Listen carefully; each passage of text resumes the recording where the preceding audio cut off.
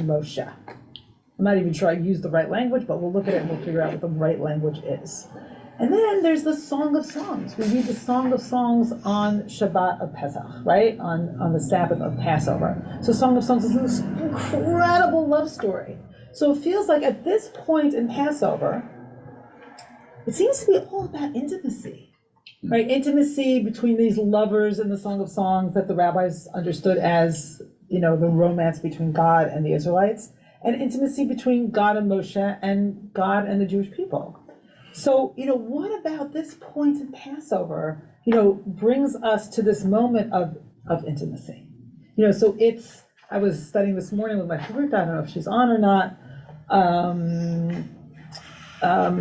and we were talking about, and she actually gave us beautiful language, going from being an object, right, to Pharaoh, to being a subject, right, to serving God, which means like you're a subject, and there's this sense of being seen, where as a slave, you weren't seen, you were an object. Your subjectivity, your humanity didn't count, right? So what is the nature of this encounter in which we're seen?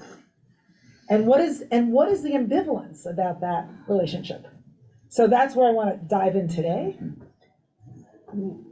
Already questions? No. Oh my God.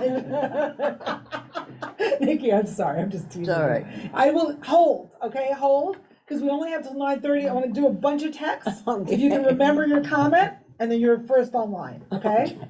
Okay. All right. I'm not looking at the chat. Hello. Oh my God, you don't have a voice? I do. Oh, good. Okay, so I'm about to share my screen. I just did a little introduction to the text.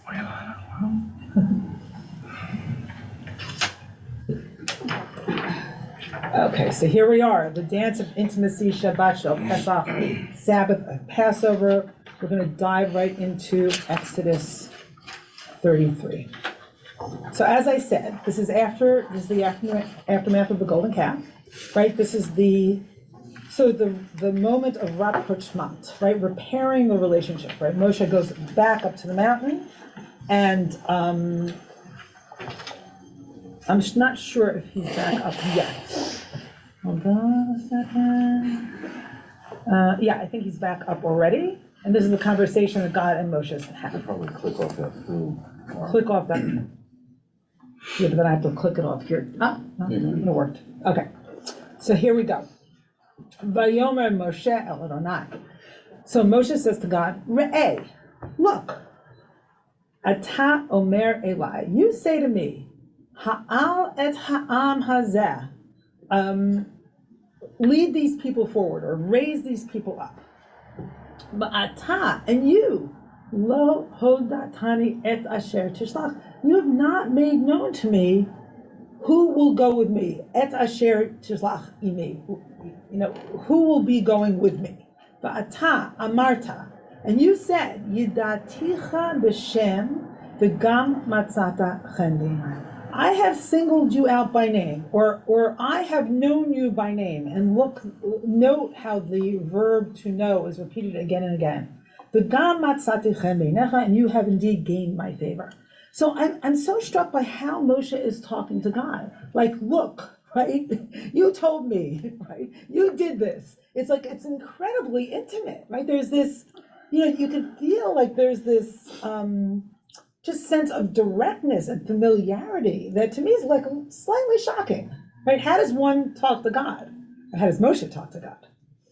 Va'ata, and now, im na matzati chen beinecha, if I found favor in your eyes, hodi'eni na, let me know, right? Hodi'eni, let me know, tell me, et drachecha, let me know your ways, ve'eda'acha lema'an emsa chen be'enecha, right? Let me know your ways that I may know you and continue in your favor. So note again and again, the use of the verb to know.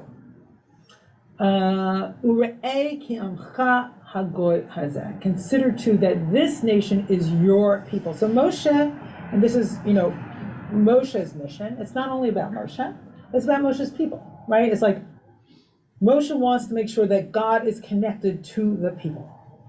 And what does God say? Very simply, Vayomar, Panai yelechu, my presence, my face will go with you. V'hanichoti lach, and I will lighten you or lighten your burden.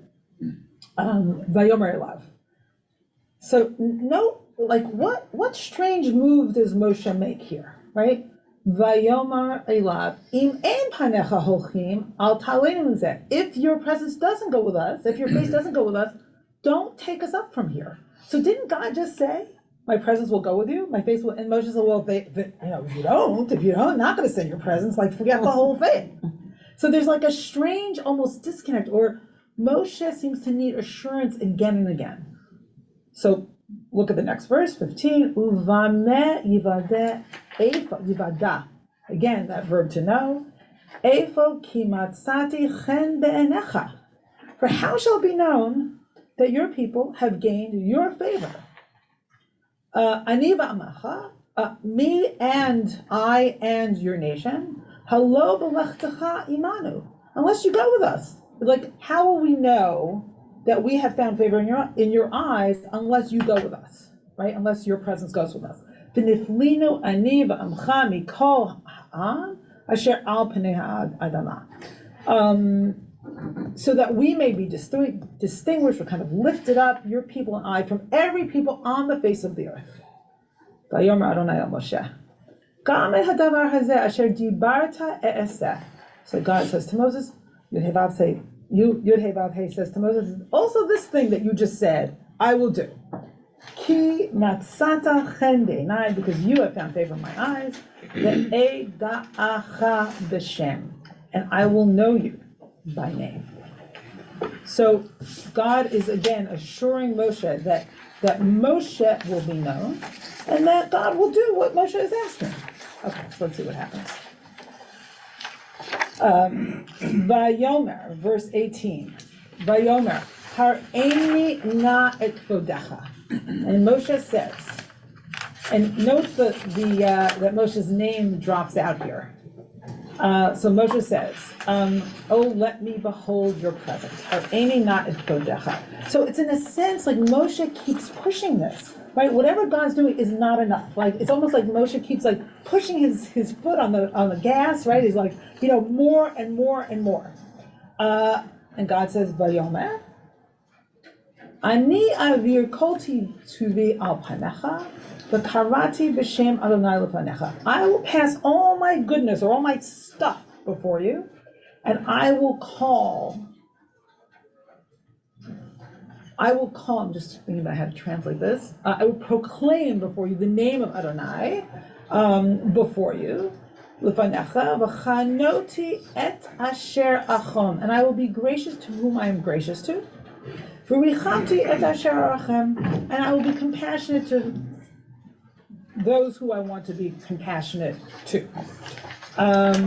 It's a strange locution. Vayomer. And now God says, Lo tuchal lerot et panai ki lo yar'ani. Say yar'ani? Yar'ani hadam. What? Yar'ani hadam v'chai.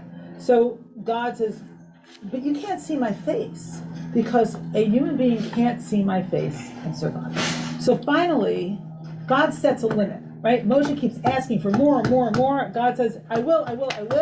And then God sets this limit. You can't see my face. You can have a lot of intimacy here. I will pass all my goodness before you, but you can't see me directly and survive. So I'm not going to do that.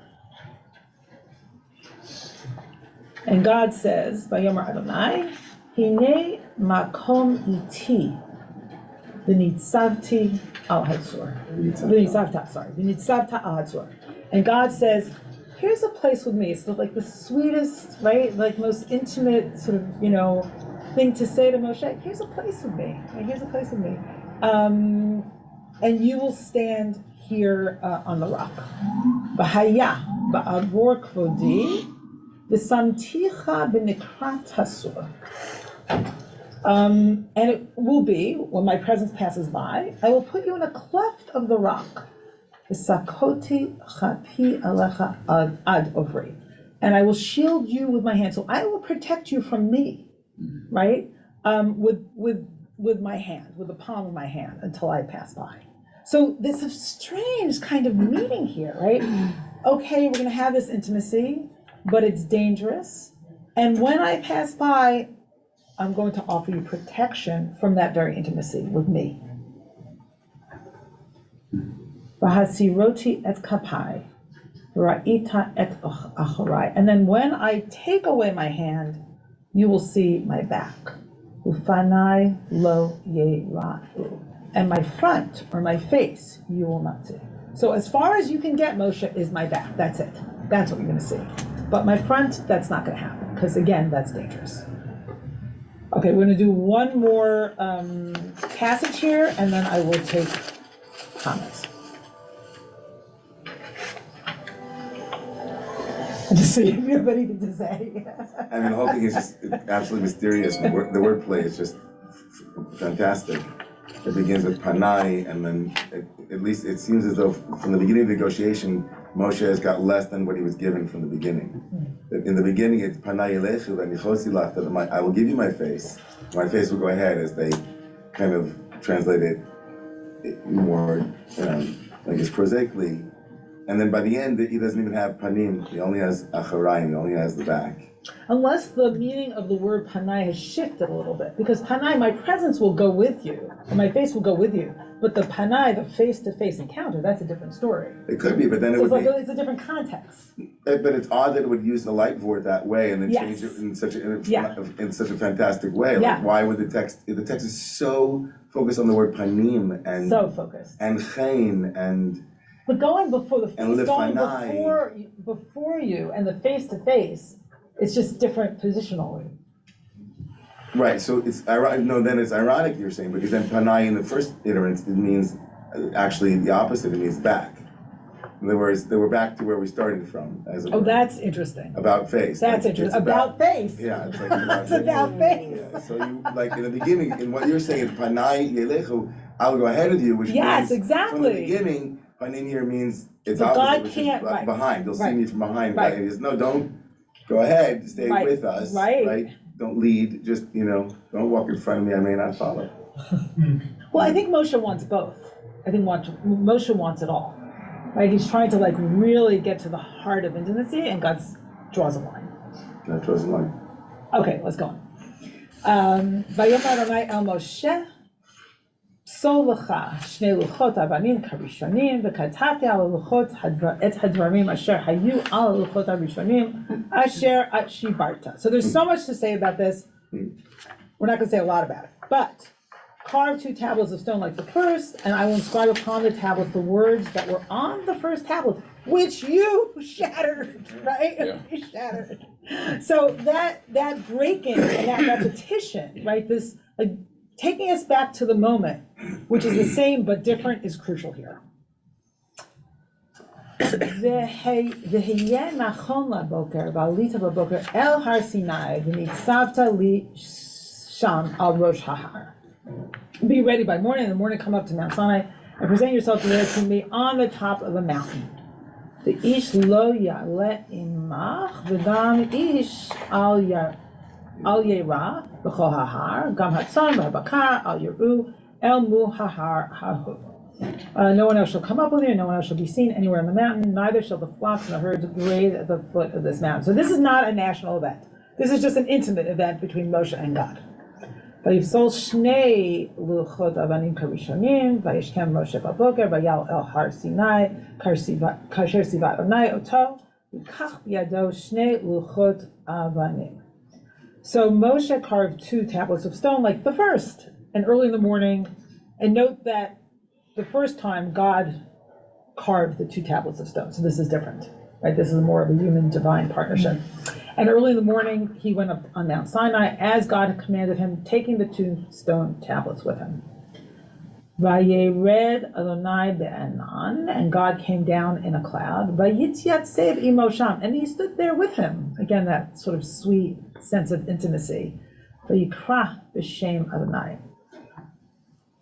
Okay, so here's something confusing, because it says that God stood there with Moshe, but then it says Vayikra b'shem Adonai, and God's name was proclaimed, but it doesn't say who did the proclaiming, right? And he proclaimed God's name, but who proclaimed that name? So that's not clear. So, you'll see the pronouns here are confusing. Vayavor Adonai al panav, and God passed before his face. Vayikra, and again, and he called, but we don't know who's doing the calling. Unless it's Vayikra Adonai, and God called. But if it's Adonai, Adonai, right, the way we actually, sing the liturgy in the high holiday period, then it's and he called, Adonai, Adonai.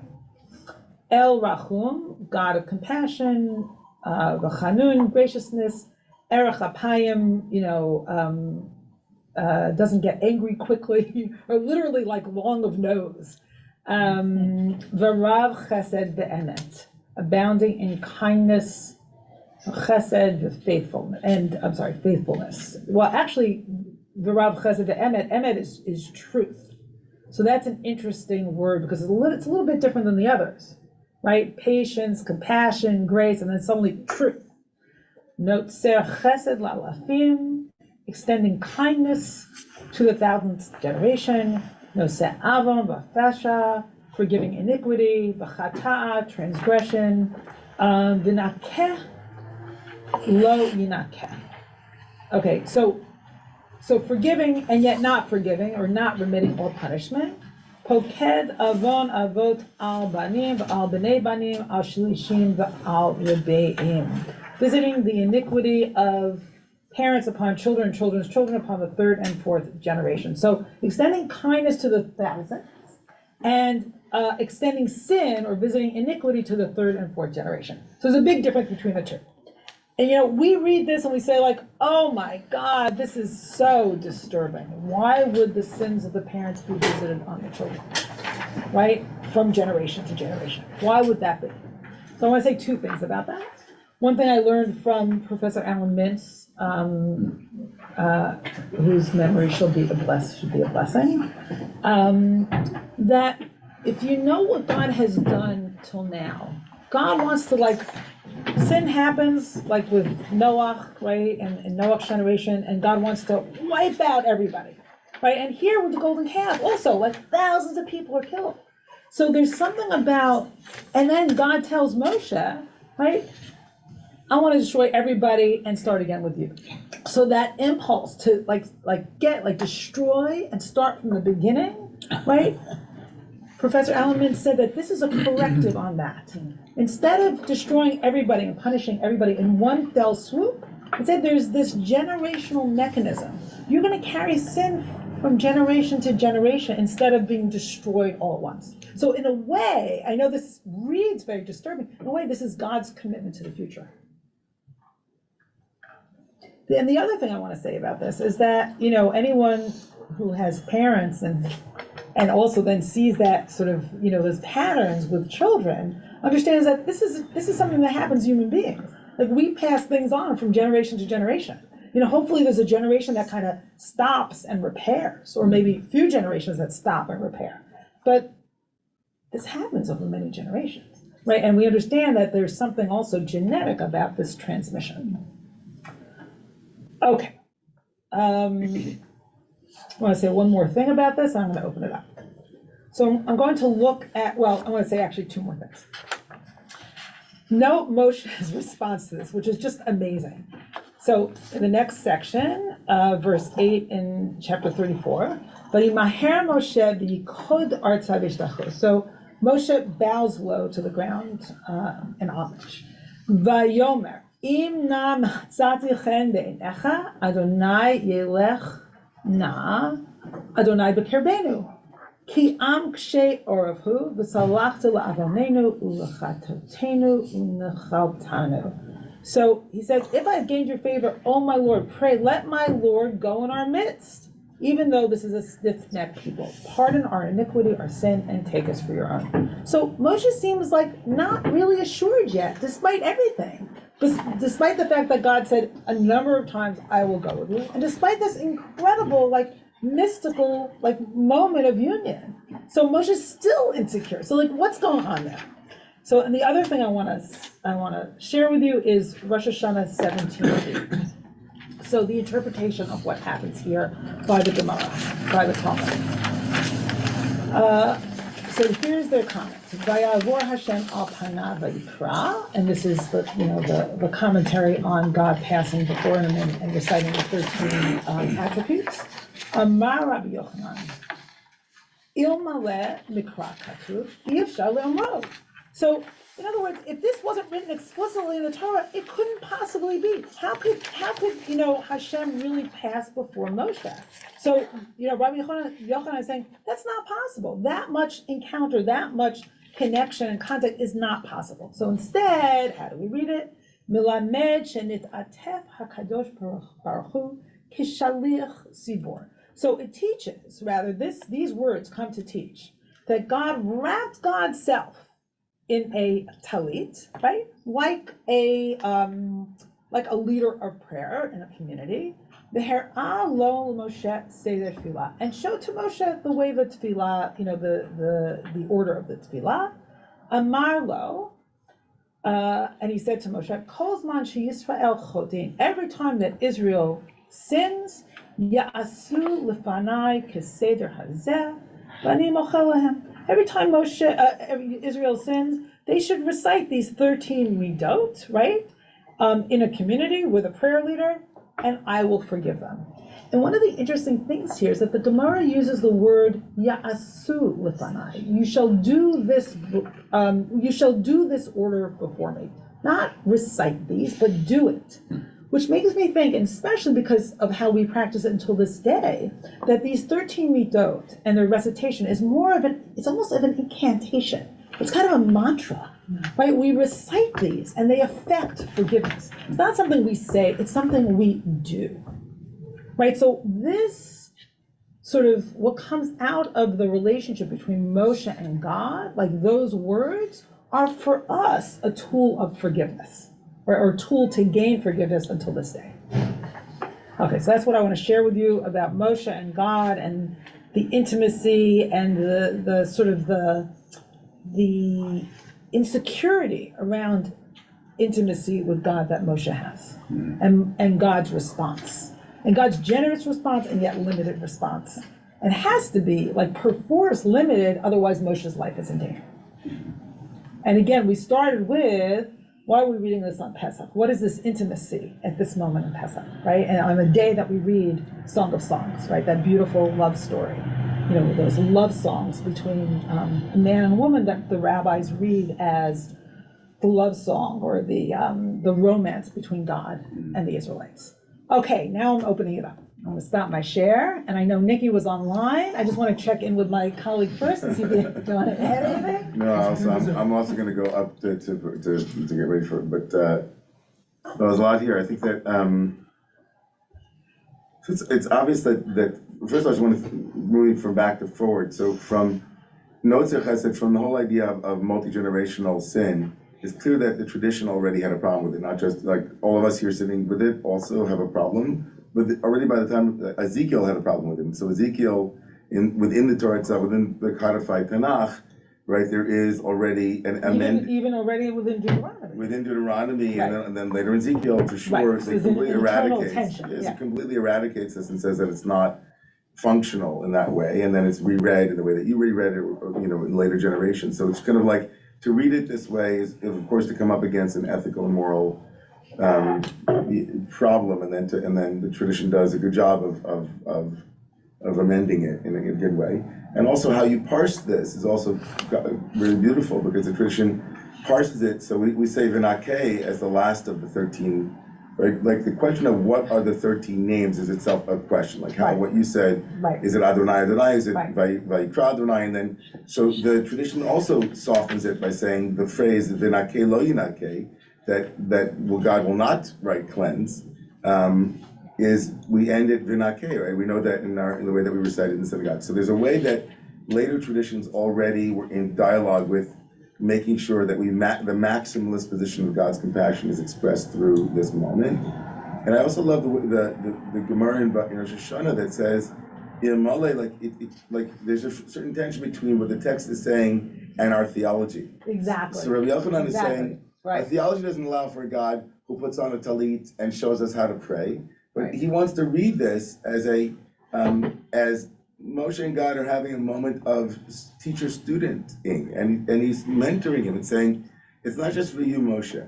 It's for the Jewish people and for the future. Beautiful. And that's very, very beautiful. And I think that in the context of the broader question about intimacy on Pesach and why we read this, I think it's really beautiful the way that you constructed this, because I think that if anything, relationships are, there's always a certain degree of risk in relationships that are intimate. There's always a certain assurance that is never fully, right? We want there to be a kind of permanent, we want it to be the first tablets, but they break. And then Moshe has to reconstruct them. So there's always this rapprochement, rupture.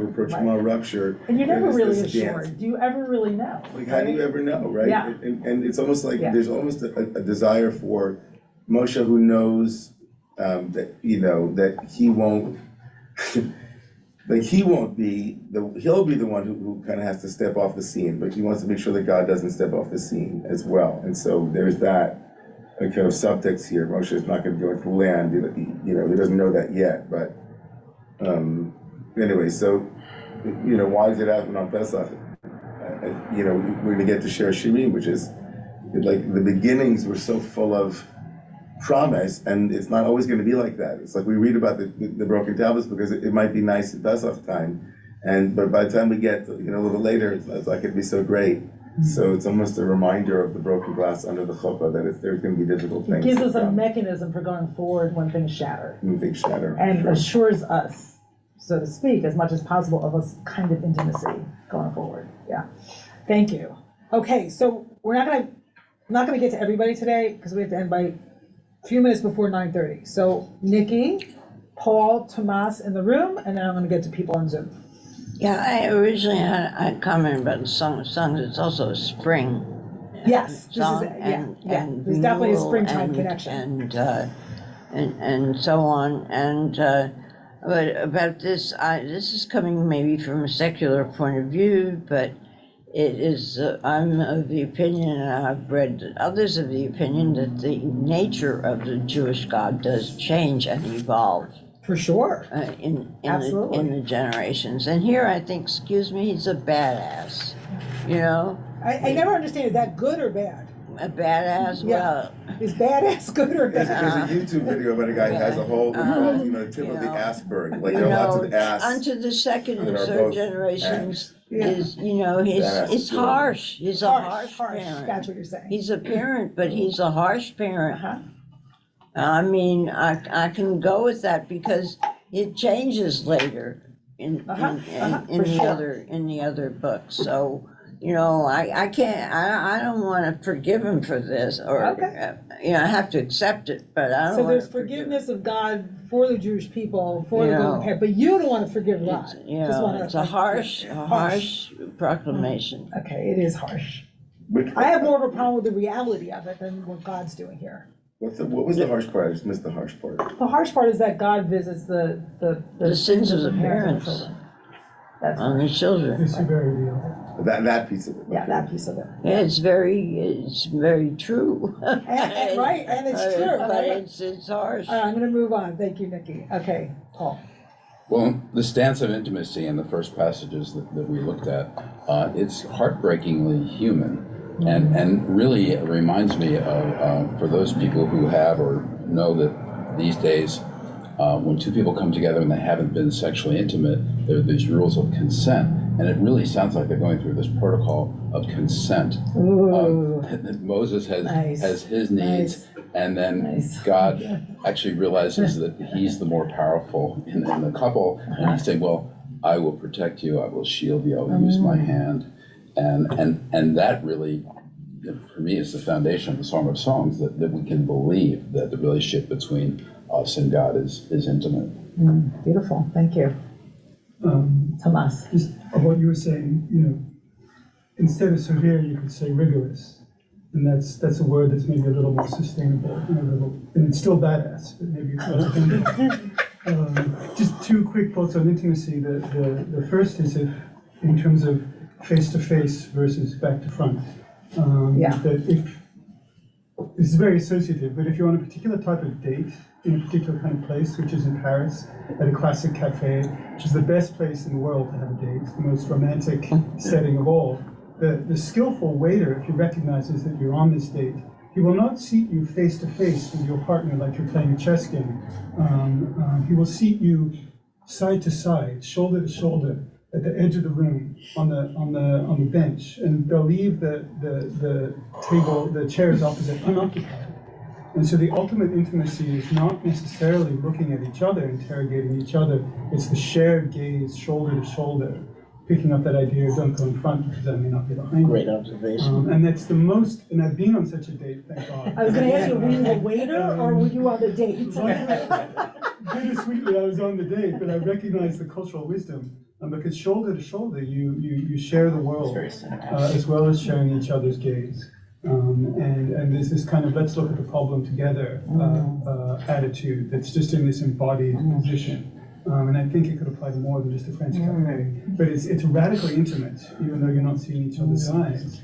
And then just very briefly on the sense of visiting to the generations. You said it very casually, Rabbi Dan, but I don't know if in 6 words I've heard a more pure expression of love, which is, I will protect you from me. Yeah.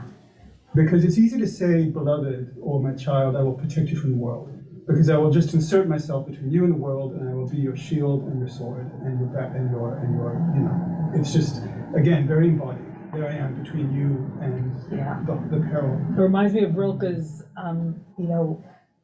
to love somebody means to be the guardian of the other solitude. Yes, I think it's very much in the same spirit. Because the world includes me, right? And I love you, but I also have to protect you from me because I'm the Lord.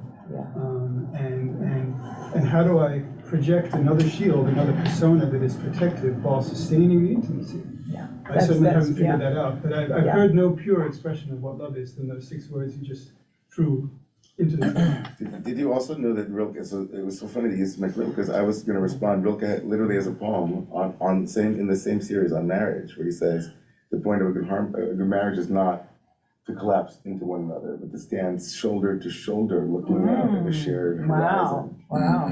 Yeah, it's amazing. What's interesting though is that God allows Moshe to see God's back, which means Moshe is standing behind him and Moshe can see what God sees. But it's not the shoulder to shoulder in the French cafe, right? It's the God, Moshe can actually see what God sees. Right. So that's interesting. Or maybe not actually because they're not in the same position. Right, but it's a shared field of vision. As close as you can get between those two. Yeah.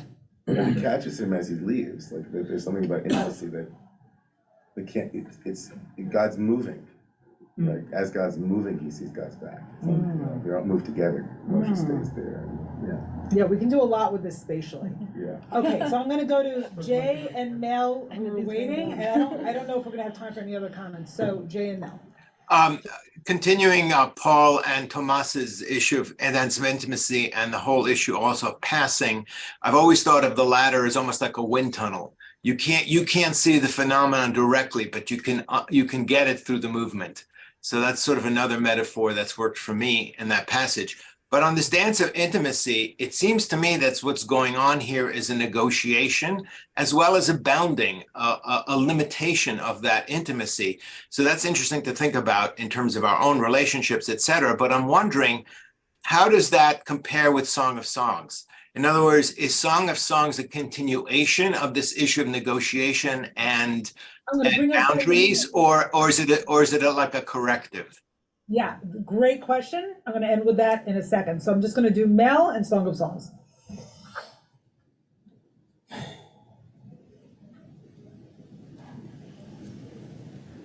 A long time ago, my teacher, Rabbi Mordecai Kaplan, led me to one of his teachers, Ralph Waldo Emerson.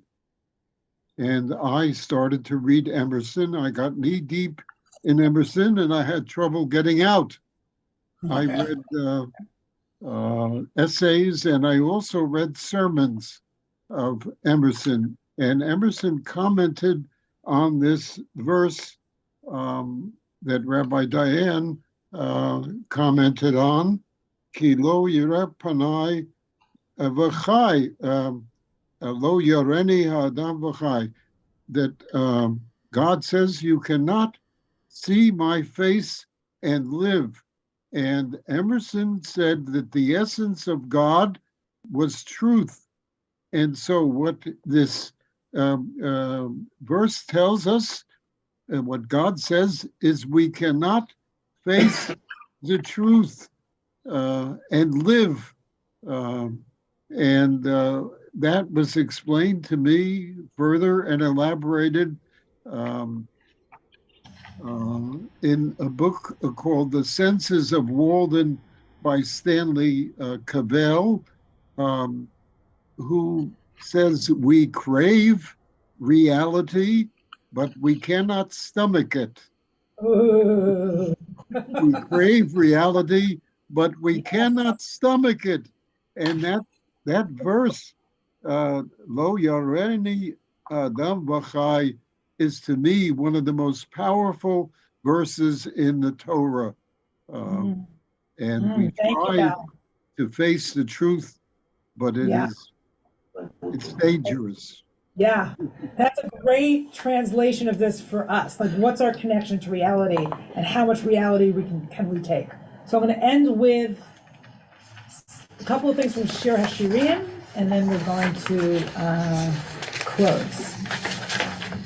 So one is, and I'll just tell you about it. I talked about this last night in my sermon. Chapter 5. So after 4 chapters of the male and the female lover yearning and for each other, and praising each other and wanting each other, finally he comes to her door, right?